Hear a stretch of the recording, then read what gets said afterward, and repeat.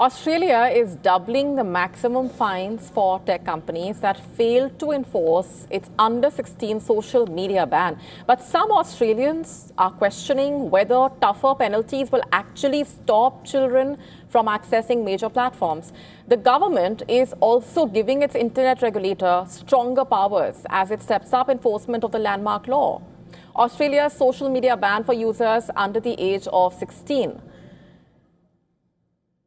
came into effect in December 2025, making the country the first in the world, in fact, to introduce a nationwide restriction of its kind. Under the law, social media companies are responsible for preventing under-16s from opening or maintaining accounts and can face heavy penalties if they fail to take reasonable steps to enforce the rules.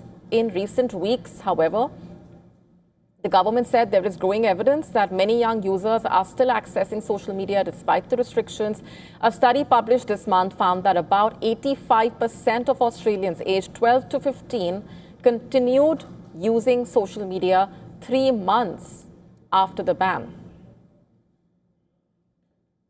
often by entering false ages or using selfies that were accepted during age verification. In response, the government has announced plans to double the maximum penalty for systematic failures to enforce the law, raising the fine from 49.5 million Australian dollars to 99 million Australian dollars. In fact, the changes would also give the e-Safety Commissioner greater powers to demand evidence from social media companies showing what they have done to stop underage users from creating accounts.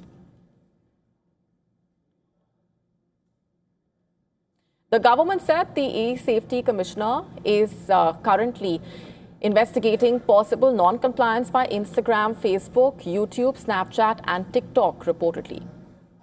The Prime Minister has said big tech companies are not doing enough to comply with the law, while the Communications Minister has accused platforms of doing the bare minimum to meet their obligations. Not everyone is convinced the tougher approach will work.